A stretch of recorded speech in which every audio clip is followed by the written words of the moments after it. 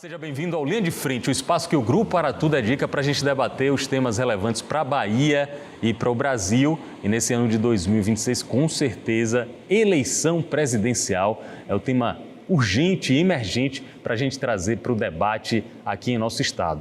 Com muita satisfação, eu estou recebendo o primeiro pré-candidato aqui no estúdio, o primeiro pré-candidato a presidente. Ele é jovem, mas tem uma trajetória já relevante na política nacional. Renan Santos, do Partido Missão. Seja bem-vindo, Renan. Satisfação de estar com você. A satisfação é toda minha. Você está aqui na Bahia há poucos dias dessa vez, mas já deu para fazer um panorama de como você está vendo o estado. O que é que você está achando da Bahia, Renan? Eu estou achando a Bahia triste. Salvador, em especial, eu estou achando um local triste. Eu já morei aqui em 2008, em Estela Maris. Estela Maris, já trabalhei em Simões Filho, na parte do Distrito Industrial de Aratu. Sim, sim. Eu conheço relativamente bem Salvador. Mudou de 2008 para cá? Eu acho que mudou o espírito das pessoas. É muita derrota uma atrás da outra. Derrota no sentido de, aqui foi tomado pelo crime organizado, viver aqui está muito inseguro, a cidade não desfavelizou e a cidade diminuiu de tamanho. Salvador perdeu gente, a Bahia continua perdendo gente. Então, em grande medida, as grandes apostas, não, a Bahia vai estourar. Eu ouvia isso. Eu vim trabalhar aqui à época com um clima de, não, agora a Bahia vai pegar, a coisa vai pegar no tranco. E não pegou no tranco. Eu acho que a situação da Bahia é muito difícil. É um dos lugares mais delicados para se resolver. E, infelizmente, olhando o arranjo político que a gente tem, não há uma solução fácil. O governo federal, e eu ganhando, vai ter que ter uma atenção muito especial aqui para a Bahia. A que você atribui a Bahia estar nessa situação, Salvador? Porque são dois comandos diferentes. O Estado é comandado pelo PT há praticamente 20 anos e a Prefeitura é comandada pelo grupo de ACM Neto, atualmente com o prefeito Bruno Reis. Você acha que dessa briga do Rochedo contra o mar, a população está levando a pior? Mas com certeza. O primeiro problema é o seguinte, você tem um modelo antigo, que é um modelo meio coronelista das grandes famílias aqui. O ACM Neto é meio que um herdeiro disso. Falta imaginação para eles. Eles precisam tratar de tornar o Estado um lugar desenvolvido e gerar emprego de qualidade. E tornar, vamos dizer, a lógica velha do Estado assistencial que cuida das pessoas parte do passado. Do outro lado, o petismo misturou com o coronelismo do interior do Estado, fez uma fusão com os caras, misturou o sindicalismo deles, aquela coisa de, vou fazer políticas sociais, a compra de voto baseada no carisma, e eles se mantêm aqui há 20 anos. Então, essas duas respostas que foram dadas para as pessoas não funcionaram. E aí, coisas que avançaram. Crime organizado, a chegada dos chineses, e eu estou alertando para onde eu vou, a chegada dos chineses não tratem como um presente, como algo bom. A chegada da BYD é uma imitação do modelo de colonização que a China está fazendo na África. Igualzinho, trazem os trabalhadores deles, eles viram uma elite local, econômica, casam com a mulherada aqui, começam a se firmar e começam a atender o interesse dos chineses. E eles estão fazendo isso, eu sinto isso da parte do governo federal do PT e do governo estadual também do PT, muito porque eles sequer acreditam que a população local vai se adaptar a um regime de trabalho mais intenso com os chineses. Então eles largaram mão e aí estão trazendo a chinesada para cá. Então eu olho tudo isso com muita desconfiança.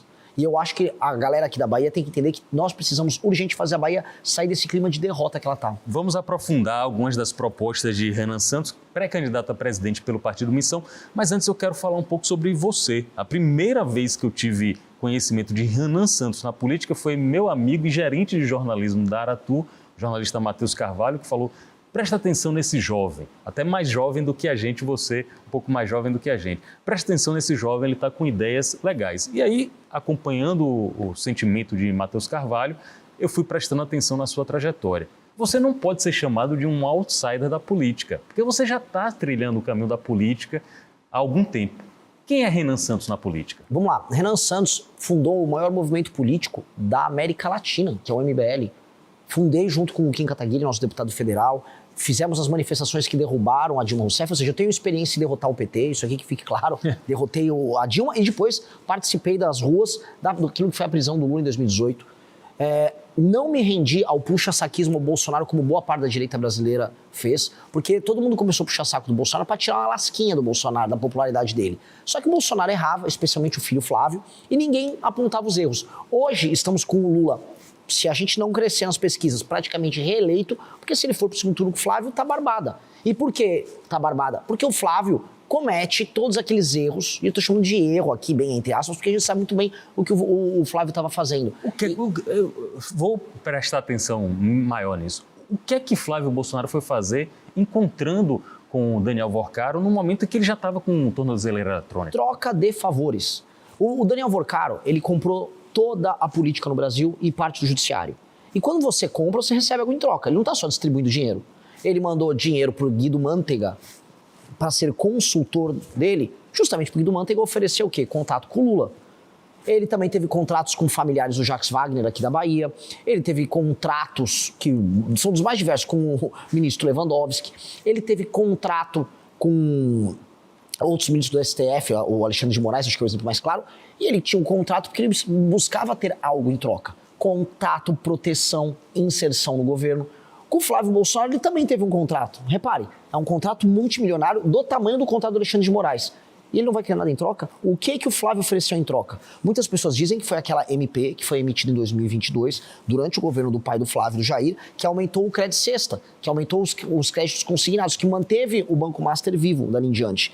Então, é bom ficar de olho, porque quando descobrirem, a casa do Flávio vai cair. Já está caindo, mas vai cair. E não é muito interessante que a gente está aqui na Bahia e a casa do Flávio está caindo por conta de Trancoso, que aparentemente ele veio aqui para Trancoso tratar de assuntos Dizem que tem vídeos, né?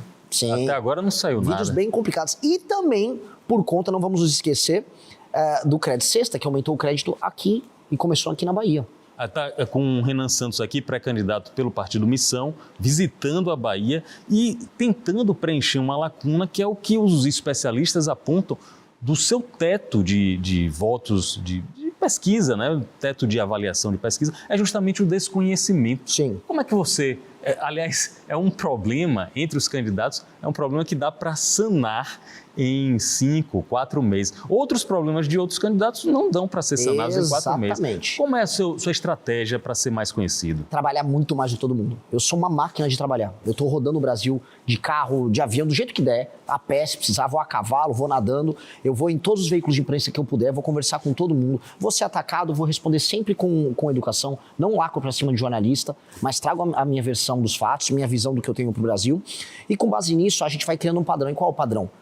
Onde eu sou conhecido, eu viro voto. Por exemplo, onde eu sou mais conhecido entre os mais jovens. Onde eu estou entre os mais jovens na pesquisa? Em primeiro. Então, se eu fico conhecido, eu vou para primeiro.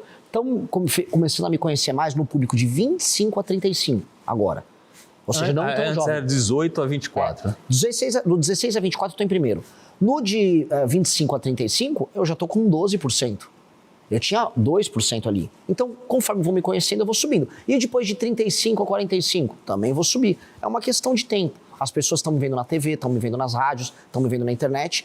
E aos poucos eu vou apresentando as propostas. Essa subida tem algumas reações do chamado establishment. Por exemplo, eu vi recentemente, acho que na Folha de São Paulo, colocando Renan Santos como se fosse um representante da tecnocracia do Vale do Silício, da extrema-direita, e citando inclusive o manifesto que vocês têm dentro do Partido Missão, como se fosse uma peça disso.